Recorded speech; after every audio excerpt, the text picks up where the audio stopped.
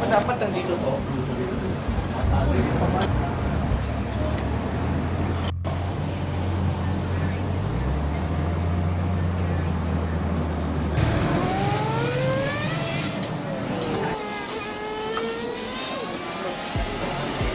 Yo, what's up hardcore? Hardcore Henry here. And nandito tayo ngayon sa Cabugao, Ilocos Sur. Para, ayun, binisita natin ito, dating baby natin sa Autogenics. Fair lady. Ayun, nag-service tayo dito, ganun kalayo. Ganun ka-special yan, sineservice natin dito, no? So, check lang natin, service natin yung coil over niya kung okay pa. And, ayun si Autogenics. Bismon! Wala yun ang nararating mo. Wala, hanggang Ilocos, Oh. gumagawa tayo. Kaya nga, yung Ilocos. So, ano gagawin dito ngayon, pare? Check lang yung mga suspension. Check na suspension. Tapos yung coilover, makapalitan natin kasi medyo matigas. But ayaw mo ba na matigas? Kaya lang yung sasakay, gusto malambot. Tama. So yun, ayan. Yung mga boys natin. Ayan na. Katrabaho ng mga boys natin. So, mamaya, pagkatapos, pakita natin, feature natin ano yung laman nito. Okay. Parang Charlie. Isa sa founder din ng Hardcore Manila, Boss Roden. Say hi. So pare, saan natin makikita ang Autogenics? Sa Antipolo, Rizal.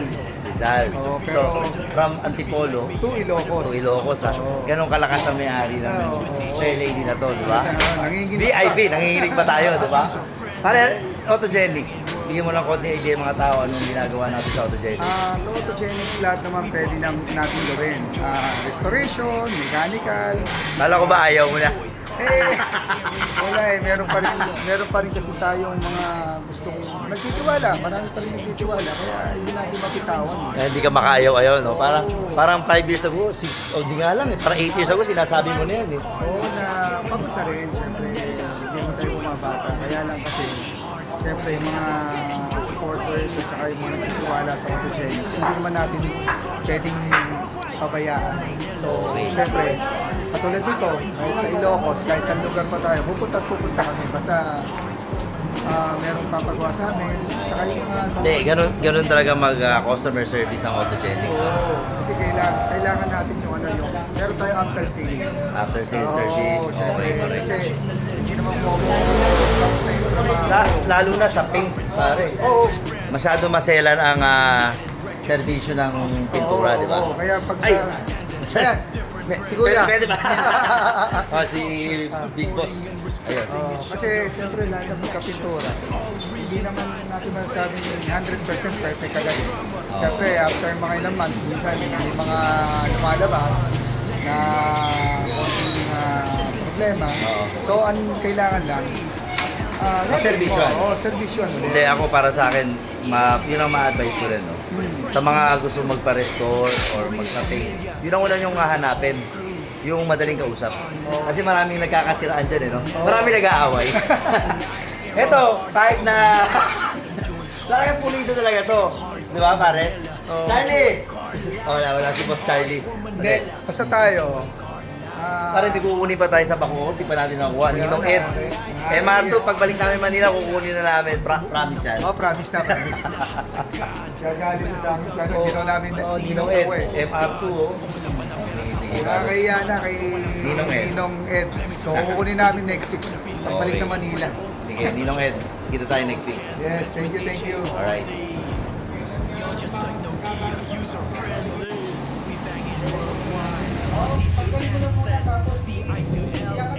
Yun, check natin yung interior.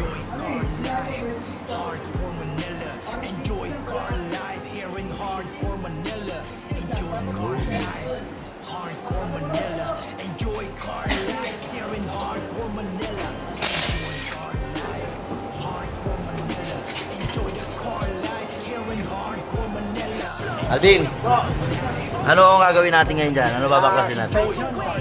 Itong coilover. So pagkatanggal niyan, kung may problem, ano yan, padadala natin ngayon din sa Manila, diba? Para kung may replacement, Tuesday nandito na.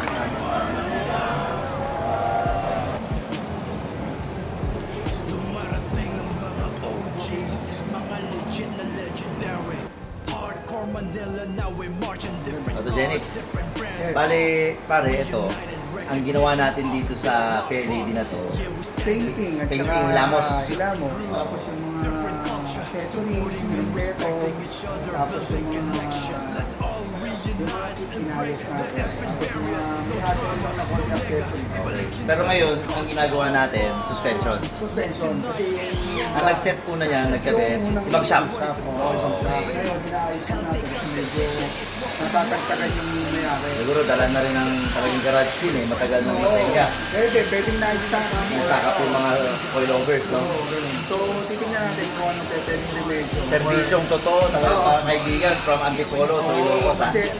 Kasi ano nga eh, hindi naman natin agad magsasabi kung sira na siya o kung buo pa. So, titingnan natin kung kaya pang gawa ng paraan. Kung hindi, order tayo ng suspension na para sa kanya. Para magamit ang matinong ni Kuya. Oo, kasi hindi magamit eh, dahil sobrang tagtag eh, para daw siyang ginupo. Nakakaretela. Di ba? Parang nakakartela. Oo, wala na siya kalos. Wala na. Tigas na. Kaya tignan natin kung ano pwedeng magawa natin. So, para comfort naman ang gamitin. Okay, very good. Photogenics. Galing. Oh, Mark. Ano, binabalik mo na yung ano. Abo, kuya. So, testing natin ngayon. Hindi muna tayo nag-repair or nag-upgrade or nagpalit, no? Yes po. Anong ginawa natin ngayon, Master Aldi? Adjustment lang ako ng ano. Ay, adjust na yung ano, hard and soft. So, nilambutan natin. Try muna. After nito, road test. Okay, ready for road test. Ang sikip. Okay.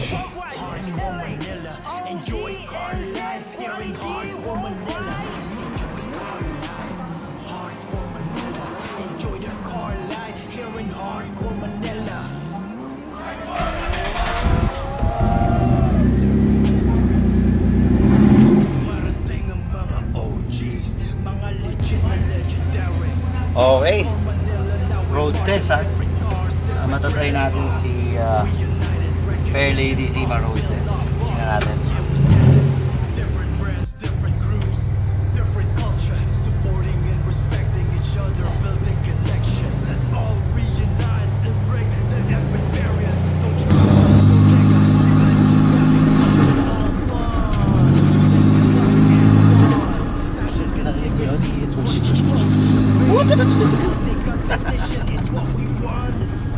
Oo nga, mas may play na siya ngayon.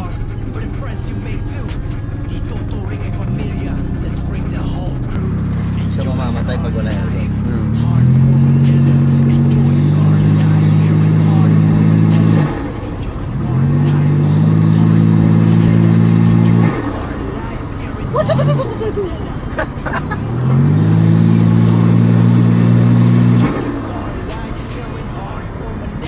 Okay, balik na natin. Baka bilang ma-sold to Henry Bird to.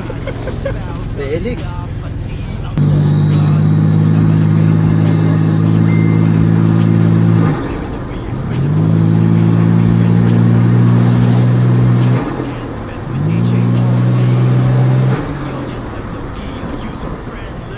Okay na, kuya. Very good.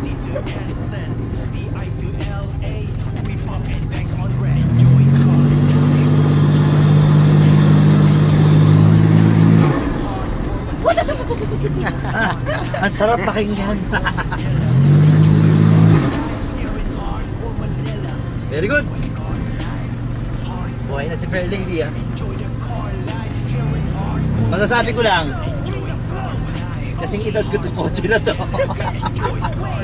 Yun ang feel, kasing edad, pero iba yung bragging rights, no, kapag dinadrive mo to. Kahit saan ka magpunta, kahit anong kasabay mo auto, sigurado ako, pag ito dinrive mo, para kang instant celebrity. Yun naman ang perks, di ba? Tama.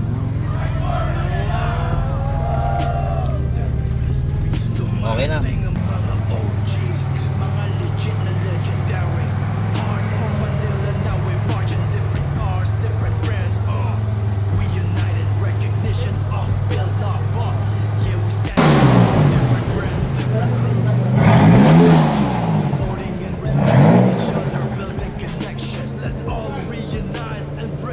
Kuya, isa pang rev, kuya.